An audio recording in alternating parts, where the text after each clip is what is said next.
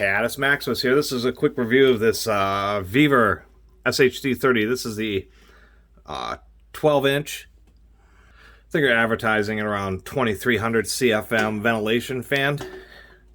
Surprisingly enough, this is actually cheaper on Amazon than it is on Vevor's website. I'm not, you gotta really look, because some things are cheaper on Vevor's website and some things are cheaper on Amazon. It does come with a really long, 30-foot long tube. So this is a ventilation fan. This is more of a fan for used in enclosed spaces where you set the fan body where it gets fresh air, and then you hook the hose up and put the end of the hose into whatever enclosed space, whether you're cleaning, a water tank, or maybe you're down in a manhole or underground or any of that kind of stuff. That's what this is for. This is a promotional product. Do appreciate Vevor sending it to me. But the first one that I got, this is actually the second one. The first one just vibrated pretty badly. Not so bad that it would walk, but it vibrated badly. And I just said I wasn't going to accept it. I need another one. So that's one thing. If you do order one of these, it's really a pretty good deal. 160 bucks with a big old long hose for a 12-inch ventilation fan. Price is pretty hard to beat. They actually do have another one which has a 2-speed motor on it, but I would recommend against that. You're spending another 30, 40 bucks for basically nothing. There's no point in having multiple speeds on fans like these. Not a lot else to say.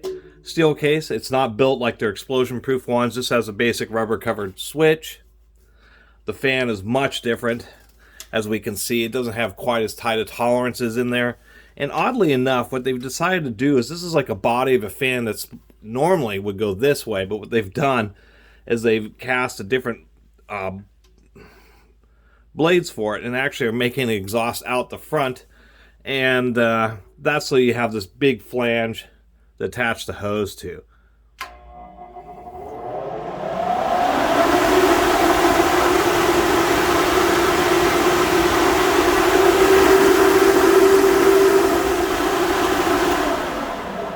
It's not really that loud as far as hooking up the hose, and surprisingly enough, hooking up the hose does quiet it down quite a bit.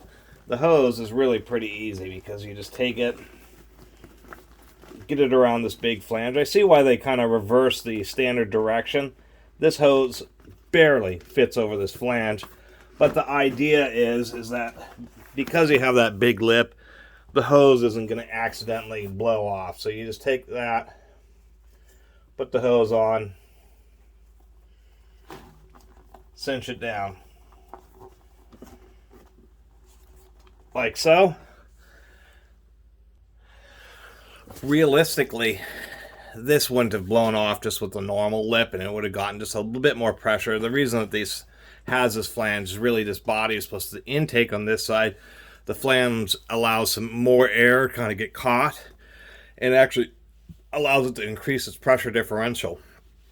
The thing about these ventilation fans is why you really don't want to go with like little tiny 8 or 10-inch ones. The 12-inch ones are like really what I consider to be the minimum, and you really should use a 16-inch if you're really concerned. The reason is this big long corrugated hose is incredibly restrictive. It's the nature of the corrugated hose. The air has to go through all these convolutions, creating a bunch of turbulence. The hose is 10 meters. I mean, the hose is almost 35 feet long. And versus the amount of air when you feel it like here, versus what's coming out of the other end of the hose, you're losing like half of your airflow. And you can tell that restriction just by looking at this part here when I turn it on.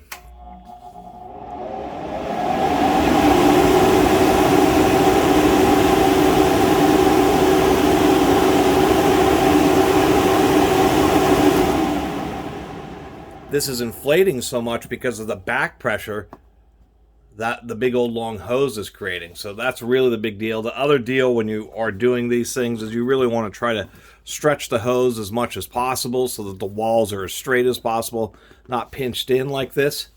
That also makes a big difference. One more thing I wanted to mention is about every 6 feet or so, I think there's 5 or 6 of these rings. These are connected straight to the steel reinforcing. This hose is actually a fiber reinforced PVC, so it should be reasonably tear resistant. If you use it a bunch, you'll end up getting holes, and you just use duct tape. An actual proper use of duct tape, besides hard ducting, is to tape up stuff like this. So it is fiber reinforced. The rings or the spring that holds it all together is steel. The clips are attached to that steel. They're just, pinched on.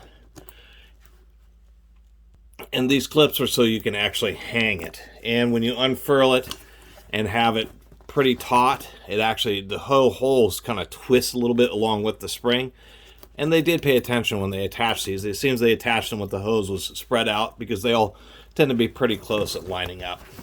Anyway, for $160 for just a basic ventilation fan with a 30-foot hose, really isn't that bad of a price. The motor isn't super great, but it is a ball bearing, sealed motor, single phase. Well, they're called split phase because it runs off 110 volts, single phase, and so it has 2 windings. They use a capacitor to create a delay to allow it to spin.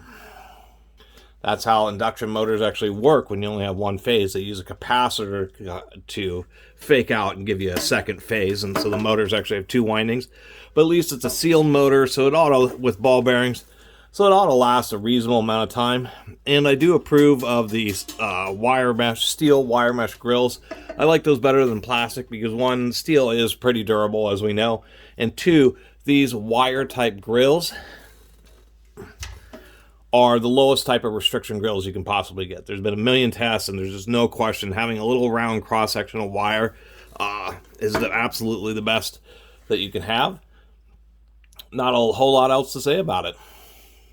Appreciate Vevor sending this, and actually, sending this to me. And when I had a problem with one, being willing to send a replacement. Anyway, really appreciate everybody who's been watching and subscribing. And if you haven't subscribed, please do.